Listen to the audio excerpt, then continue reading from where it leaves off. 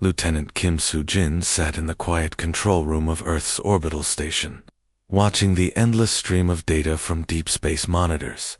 The night shift was usually boring, just background noise from distant stars and empty space. She sipped her coffee and checked the time.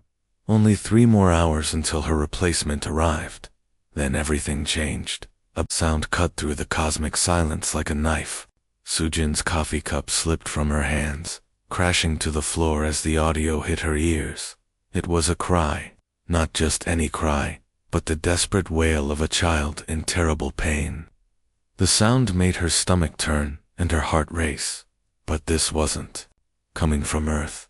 The signal was traveling from somewhere impossibly far away, 47 light-years into the dark void of space. Her hands shook as she reached for the recording controls, her training kicking in despite the horror of what she was hearing. The cry came again and again. Each time it sent chills down her spine. This wasn't random noise or some cosmic phenomenon. There was a pattern to it, a rhythm that spoke of intelligence and desperate need. Whatever was making this sound was trying to communicate, trying to reach out across the vast emptiness between stars. Soo-jin had never heard anything like it before. The vocal patterns were completely alien, unlike any human or animal sound. She knew. The frequency range was different, the breathing patterns strange. Yet somehow, the emotion came through crystal clear. Fear, pain, a plea for help that transcended language and species. She activated the emergency alert system with trembling fingers. Within minutes, footsteps echoed through the corridors as the night staff rushed to her station. Senior analyst Park Min-ho arrived first, his usually calm face showing concern as he saw Soo-jin's pale expression. "What do we have?" he asked, putting on his headphones. Soo-jin played the recording. She watched Min-ho's face change as the alien cry filled his ears. His jaw tightened, and his eyes grew dark with understanding. He'd spent 20 years analyzing signals from space, but nothing had prepared him for this. "How far?" he asked quietly. 47 light-years. The signal is coming from the Kepler 442 system. Min-ho ran quick calculations in his head. That signal had been traveling for almost 50 years before reaching Earth. Whatever was happening out there had started when his own father was still a child. And if someone was still broadcasting, still crying for help, after all this time, then their situation was beyond desperate. The recording played again, and both humans stood in silence, listening to the heartbreaking sound of an alien child's plea echoing across the cosmos. They didn't need a translation to understand the message. Someone out there was dying, and they were begging the universe for salvation. More staff arrived, filling the small control room with worried voices and concerned faces. Word spread quickly through the station, then to Earth below. Humanity had just received its first desperate cry for help from the stars. And everyone who heard it felt the same chill of recognition. This was a parent's worst nightmare, broadcast across space and time. Dr. Lee Hae-won hadn't slept in 3 days. Coffee cups littered her desk as she hunched over the quantum translation computers, replaying the alien signal for the 1,000th time. Her team of linguists worked frantically around her, their faces pale with exhaustion and determination. The cry haunted everyone who heard it. Even the hardened military officers who visited their lab left with troubled expressions. But Hae-won knew they were close to a breakthrough. The patterns were becoming clearer with each analysis. "Doctor, look at this," called out her assistant, pointing to the screen. The computer had isolated emotional markers within the alien vocal patterns. These weren't just random sounds. They were words, structured and purposeful, carrying meanings that transcended species barriers. Hae-won's heart pounded as she fed the new data into their most advanced AI translation system. The machine worked. 4 hours, comparing the alien sounds to thousands of known languages and emotional patterns from across human history. On the 3rd day, at exactly 3:47 in the morning, the breakthrough came. The computer screen flickered, and words appeared in simple English. They kill our children. Someone help us, please. The lab fell silent. Hay-One stared at the translation, her hands shaking. She ran the program again, then again, hoping she'd made a mistake. But the message remained the same. Clear, desperate, heartbreaking. More text appeared as the AI worked through the longer parts of the signal. The aliens called themselves the Veltari. They described their world: green forests, crystal cities, families living in peace for thousands of years. Then came the darkness. The Void Reapers had arrived without warning. Massive ships that blocked out the sun. Creatures that showed no mercy, no understanding of peace or negotiation. They didn't want territory or resources in the traditional sense. They wanted the Veltari themselves, harvesting entire populations for purposes the translation couldn't make clear. Captain Jung Minesio arrived as the full message finished processing. Hay-One handed him the printed translation with trembling hands. She watched his expression change as he read each line. "How long ago?" he asked quietly. "The signal started its journey 47 years ago," Hay-One replied. "But based on the language patterns, they've been sending it continuously. If anyone's still alive out there, they're still broadcasting this plea." Minesio's jaw tightened as he read further.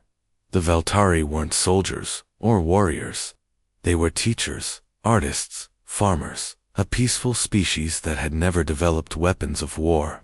When the Reapers came, they had no way to fight back. Their only hope was to send their cry for help into space, praying someone, somewhere, would hear and care enough to respond. "They're not asking for an army," Minesio said, his voice thick with emotion. "They're begging someone to save their children." The translation revealed something else that chilled everyone in the room. The Veltari had detected other signals, other cries for help from different species across the galaxy. The Void Reapers weren't just attacking one world, they were systematically destroying entire civilizations. One peaceful species after another, and now they knew about it. The question was, what would humanity do with this terrible knowledge? Ambassador Cho Youngmin stood before the massive circular chamber of the Galactic Assembly, feeling smaller than he'd ever felt in his life. Around him sat representatives from dozens of alien species, some floating in energy fields, others existing as living crystals that pulsed with inner light, and a few that looked like moving metal sculptures. He'd prepared for this moment for weeks, practicing his speech and gathering evidence. The translated Veltari message played through the chamber's speakers, filling the vast space with that heartbreaking cry for help. Cho watched the alien faces, hoping to see some sign of compassion or understanding. Instead, he saw nothing, no emotion, no reaction, just cold, calculating stares. "Honored delegates," Cho began, his voice echoing in the chamber. "We've brought you proof that an entire species is being wiped out. The Veltari are crying for help, and we have the power to answer that call." The Crystalline Confederation's representative spoke first, its voice like wind chimes in a storm. "Ambassador Cho, your species has been part of this assembly for only 37 of your Earth years. You lack understanding of galactic politics." A delegate that looked like living gas shifted in its containment field. "The Void Reapers have existed for over 3,000 years. They have consumed hundreds of worlds. What makes you think one small planet can challenge them?" Cho felt his frustration building. "Because it's the right thing to do. We're talking about children being murdered, families being torn apart. How can we just sit here and do nothing?" The lead delegate, a being of flowing metal that constantly reshaped itself, responded with mechanical coldness. "Your emotional response is typical of young species. You see suffering and react without considering consequences."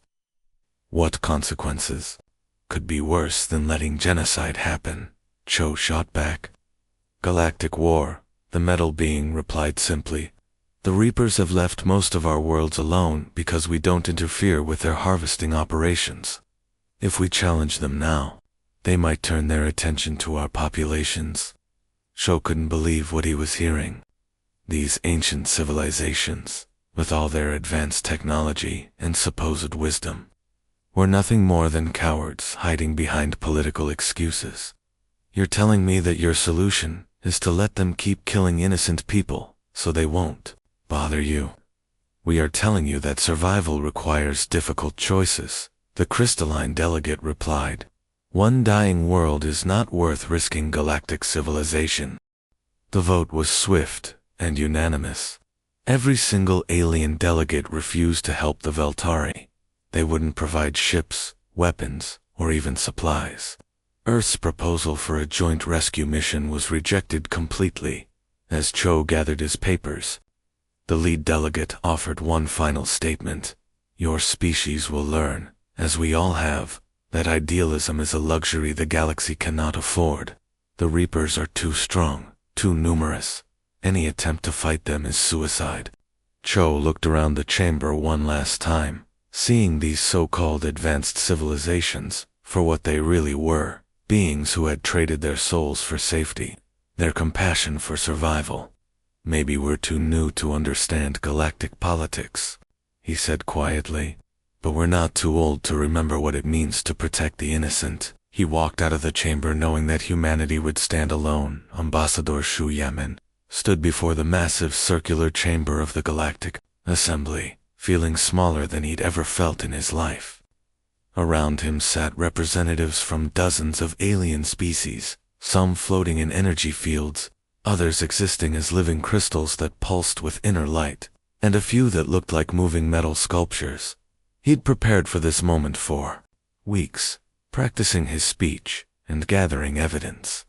The translated Veltari message played through the chamber's speakers, filling the vast space with that heartbreaking cry for help.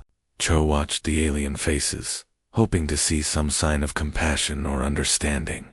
Instead, he saw nothing. No emotion, no reaction, just cold, calculating stares. Honored delegates, Cho began, his voice echoing in the chamber. We've brought you proof that an entire species is being wiped out. The Veltari are crying for help, and we have the power to answer that call. The Crystalline Confederation's representative spoke first, its voice like wind chimes in a storm. Ambassador Cho, your species has been part of this assembly for only 37 of your Earth years. You lack understanding of galactic politics. A delegate that looked like living gas shifted in its containment field. The Void Reapers have existed for over 3,000 years. They have consumed hundreds of worlds. What makes you think one small planet can challenge them? Cho felt his frustration building, because it's the right thing to do. We're talking about children being murdered, families being torn apart. How can we just sit here and do nothing?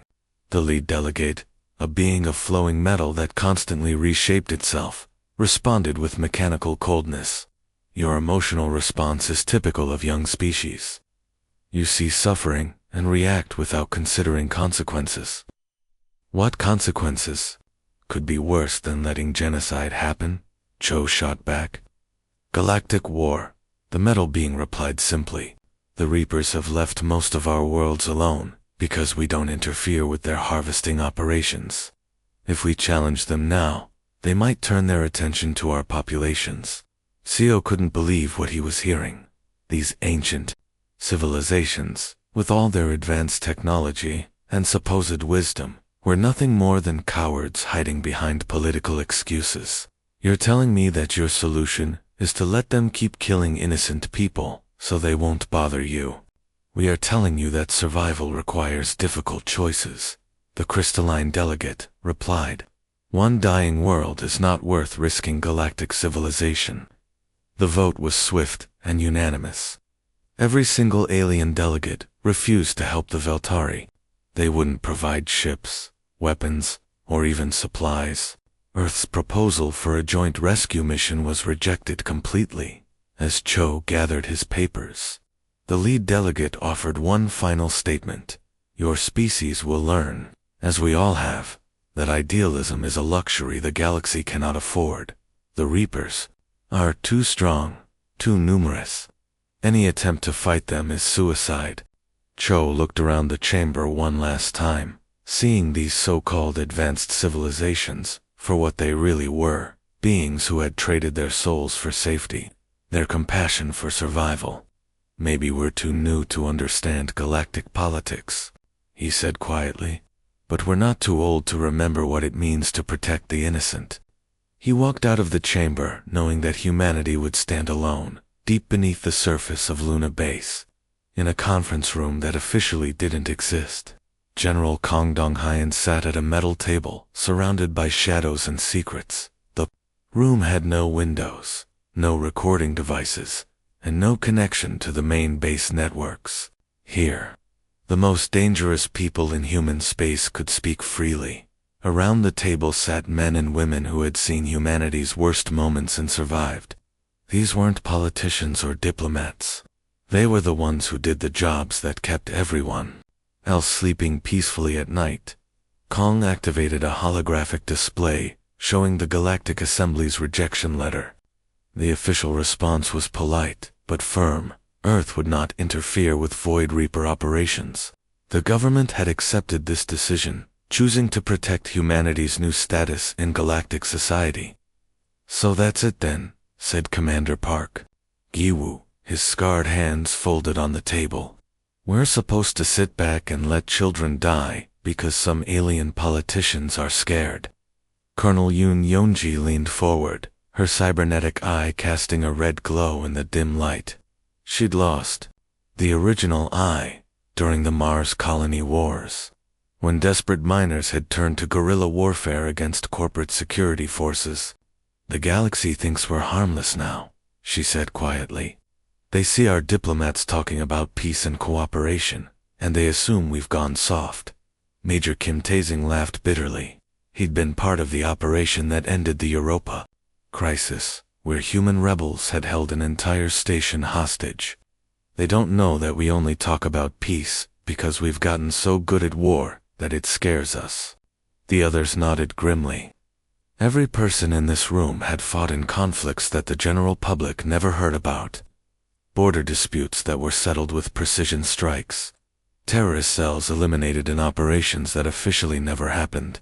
Pirate fleets that simply vanished from space, leaving only debris and questions. The politicians want to play it safe, General Kang said, his voice carrying the weight of decades in command. They're worried about Earth's reputation, about maintaining our trade agreements and diplomatic relationships. And while they're worried about politics, real people are dying, added Colonel Lee Myung-ho, his prosthetic arm clicking as he gestured. He'd lost the original fighting against human traffickers in the outer colonies. The room fell silent as each member considered their options. They all knew what this meant. If they acted, they'd be going against direct orders from Earth's government. Their careers would be over, assuming they survived. They'd become criminals in the eyes of the law they'd sworn to protect. But they'd also seen the translated message from the Veltari. They'd heard the desperation in that alien child's cry, and every one of them remembered what it felt like to stand between predators and innocent victims. The Terran Death Guard was created for situations exactly like this, Yoon said finally. When the official military can't act, we step in. General Kong looked around the table, seeing the same determination in every face. These people had volunteered for the most dangerous missions in human space. They'd faced enemies that would give nightmares to regular soldiers. They were humanity's apex predators, trained and hardened by conflicts that had forged them into living weapons. The galaxy is about to learn something important, Kong said quietly. Humans don't just seek peace because we're civilized. We seek peace because we know exactly how terrible we can be when we're not. The silent hunter drifted through hyperspace like a ghost, its experimental stealth systems making it invisible to any known scanning technology. Major Kim Tae-hyun stood in the ship's cramped command center, watching the swirling colors of hyperspace stream past the viewports. In 3 weeks, they'd arrive at the Veltari homeworld. In 3 weeks, they'd either save a dying species or join them in extinction. Behind him, his team prepared for what might be humanity's most dangerous mission. These weren't regular soldiers. They were the ones other soldiers whispered about. In quiet corners, the specialists who handled problems too dark for official records. Sergeant Park Ji-hai sat cross-legged on the floor, her eyes closed as she interfaced with her neural implants. Thin wires connected her brain directly to the ship's computers, allowing her to process data at superhuman speeds. She'd volunteered for the experimental procedure after watching corporate hackers destroy her family's farm on Mars. Now she could infiltrate any computer system in minutes, turning enemy technology into weapons against its creators. "I'm seeing patterns in the Reaper communication protocols," she said without opening her eyes. "Their security is strong, but it's old. They've been using the same encryption for centuries, because nobody's ever challenged them before." Corporal Lee Junho cleaned his weapons in the corner, his movements precise and methodical. The scars on his arms told the story of the Martian meat grinder, where human miners had fought corporate security forces in the planet's underground tunnels. Junho had been trapped there for 6 months, living off recycled air and emergency rations, while fighting running battles in complete darkness. "What's the estimated enemy strength?" he asked, not looking up from his rifle. "Conservative estimates put their force at around 50,000 combat units," Taehyun replied, "plus orbital support and automated defense systems." Junho smiled grimly. "So we're outnumbered about 10,000 to 1. Sounds fair." The rest of the team shared similar dark humor. They'd all volunteered for this mission knowing the odds.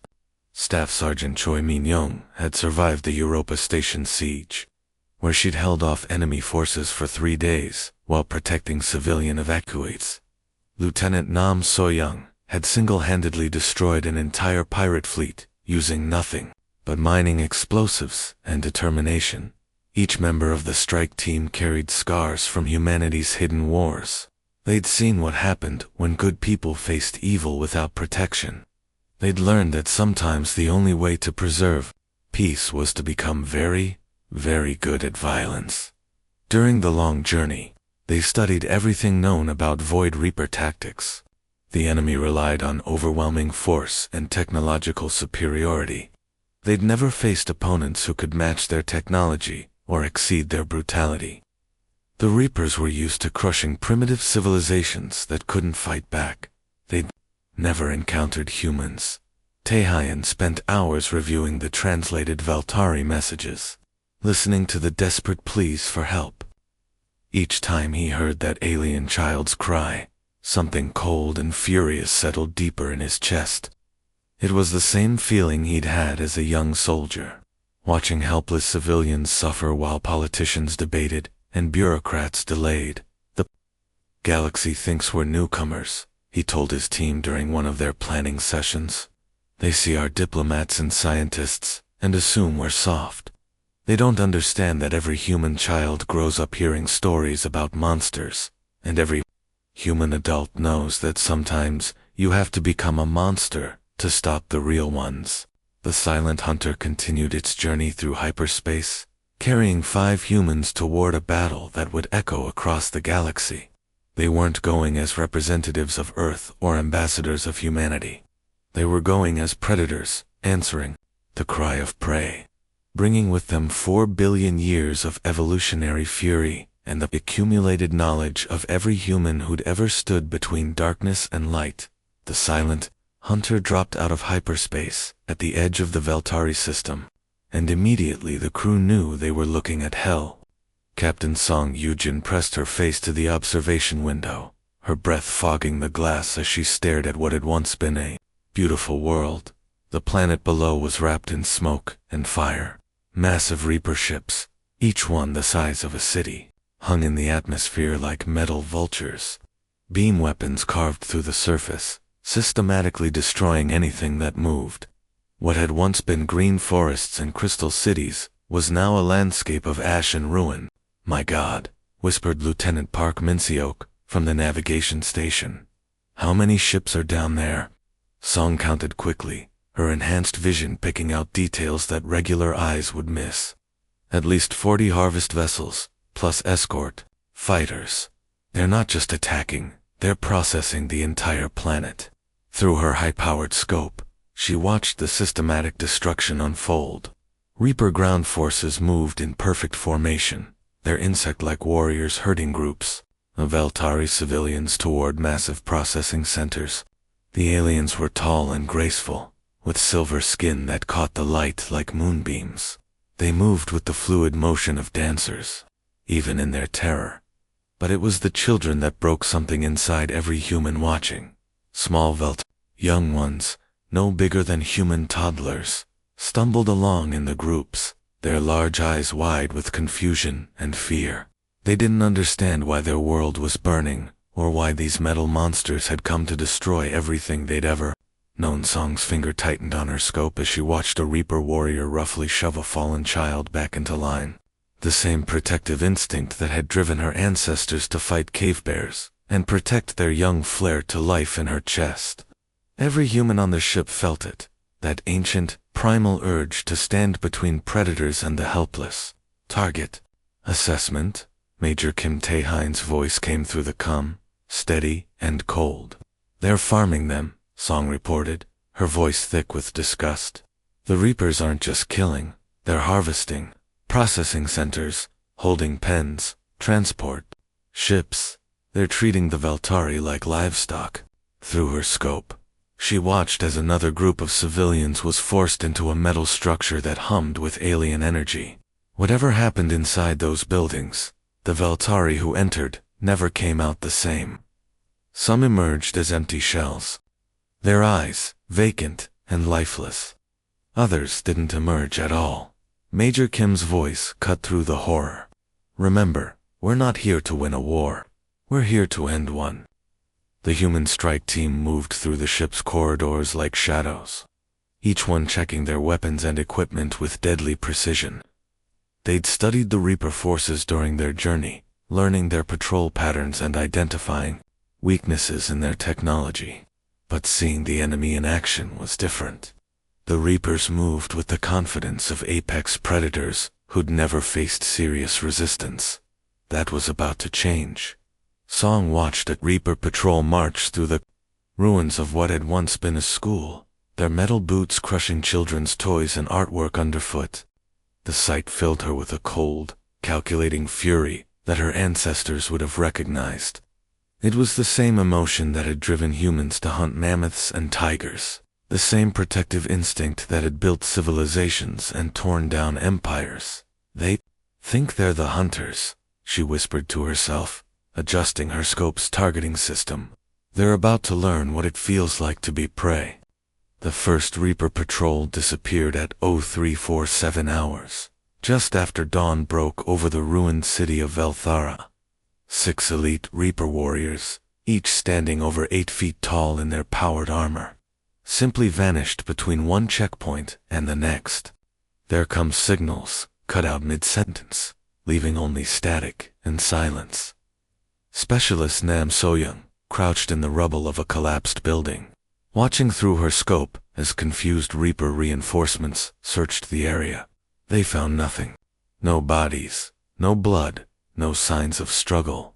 Just empty armor stacked neatly in a circle, with the aliens' own plasma rifles arranged in the center like some kind of ritual display. Phase 1 complete, she whispered into her comm. They're starting to look nervous. The Reapers had good reason to be nervous.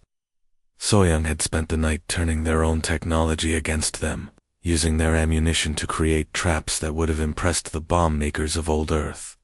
Every plasma battery became a potential explosive. Every comm relay became a listening post. The aliens' superior technology was now working for humanity. 2 blocks away, Corporal Lee Jun-ho melted back into the shadows after eliminating another patrol. He'd learned patience during the Martian underground wars, where survival meant waiting motionless for hours before striking. The Reapers moved in predictable patterns, following the same routes and timing that had worked on hundreds of other worlds. But they'd never faced an enemy that studied their habits and used them as weapons. By the second day, reports were flooding into Reaper command posts about mysterious attacks. Patrols were finding their own weapons turned into booby traps. Sentry posts were going silent without explanation.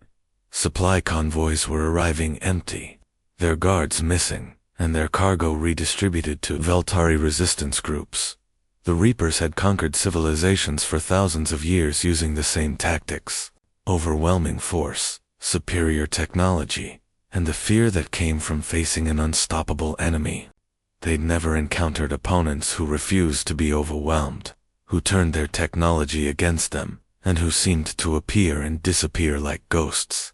Lieutenant Choi Minji made sure every attack sent a message. She'd learned psychological warfare during the Europa Station crisis, where human rebels had used fear as effectively as weapons. Now she applied those lessons on an alien enemy, each eliminated. Reaper Patrol was left with a small piece of Earth's technology, a simple recording device playing a message in perfect Reaper language. Earth remembers the cry of children. Earth protects the innocent. You are not hunters here. You are prey. Within a week, the psychological impact was clear. Reaper battalions that had once patrolled confidently in small groups now moved in massive formations, every warrior looking over their shoulder for threats that seemed to come from nowhere. Their chatter revealed growing paranoia and fear. What manner of demons are these? One Reaper officer was heard asking. They kill without sound, strike without warning. Our weapons are useless against enemies we cannot see. The humans moved through the ruins like apex predators returning to their natural habitat.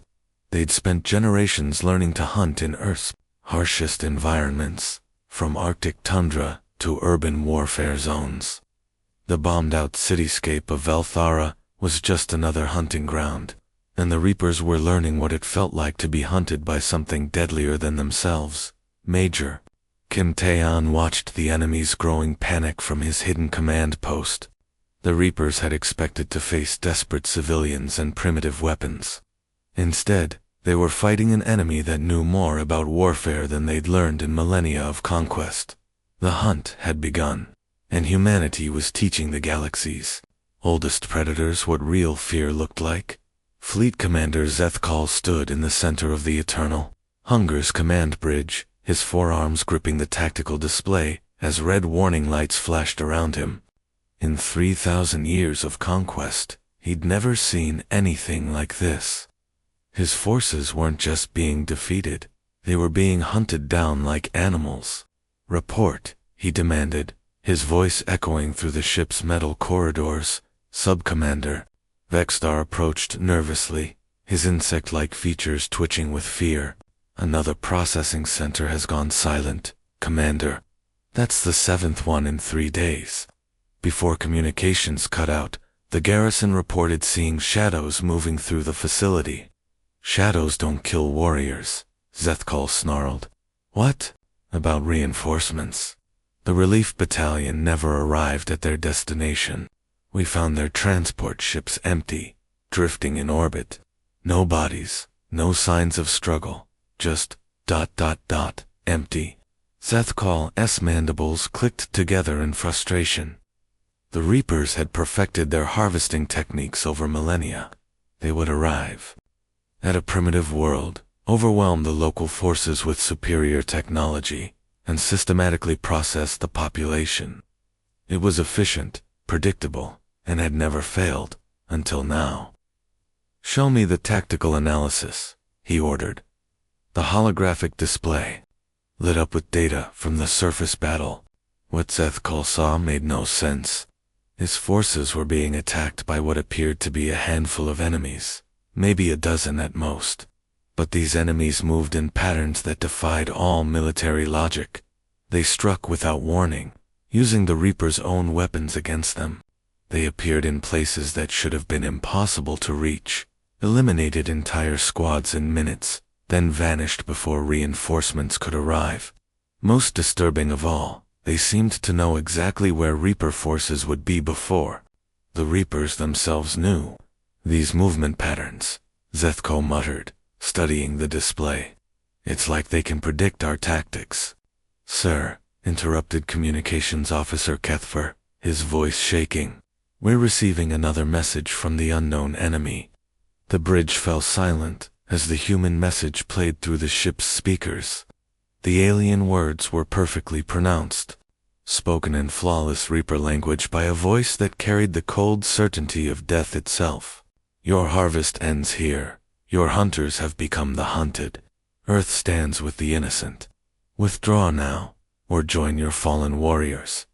Zethkalis' blood ran cold. These weren't desperate defenders fighting for their lives. This was something far more dangerous, a species that hunted predators for sport. Sir Vextar said quietly, the ground commanders are requesting permission to withdraw to orbit. Morale is collapsing. Half our battalions refuse to patrol without full company support. Impossible, Zethkal snapped. We are the apex species. We have conquered hundreds of worlds. We don't retreat from primitives. But even as he spoke, another report came in. The northern processing facility had been found completely empty, its Reaper garrison missing. In their place, the human enemy had left a display that chilled every warrior who saw it. Reaper weapons, arranged in patterns that told a story of systematic elimination. The tactical display updated again, showing more red zones where Reaper forces had simply vanished. Whatever these humans were doing, they weren't fighting a conventional war. They were conducting an extermination campaign, and the Reapers were the targets. How many of them are there? Zethkal demanded. Intelligence estimates between 5 and 10 individuals, sir. The commander stared at the display in disbelief.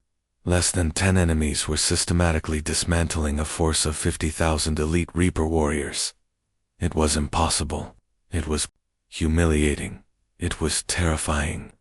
Sir, Vextar said urgently, long-range sensors are detecting more human ships approaching the system. If we stay much longer, ... Zethkal looked at his tactical display one last time, seeing the spreading red zones, where his forces had disappeared. For the first time in 3 millennia, the Void Reapers had encountered something more dangerous than themselves. They had met humanity. The last Void Reaper ship disappeared into hyperspace, just as the sun rose over the liberated world of Velthara. Fleet Commander Zethkal's massive dreadnought, the Eternal Hunger, had fled with barely half its original crew. Behind them, they left empty processing centers, abandoned equipment, and a story that would spread like wildfire across the galaxy. Major Kim Taehyne stood in the ruins of what had once been a Veltari school, watching as alien children emerged from their hiding places. The young Veltari moved cautiously at first, their large silver eyes wide with disbelief.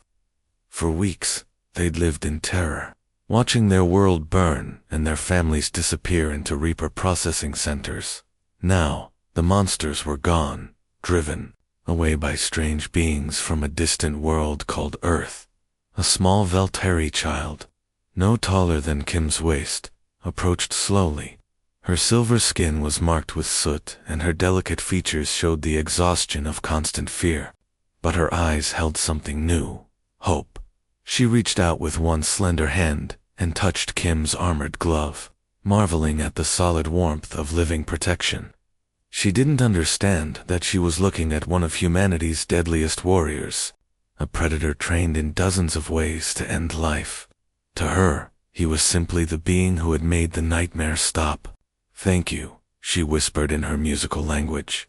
The words translated by Kim's com system. Similar scenes played out across the planet as more Veltari emerged from hiding.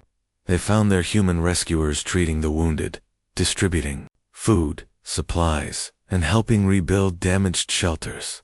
These same humans, who had systematically eliminated an entire Reaper invasion force, were now gently caring for traumatized children and elderly civilians.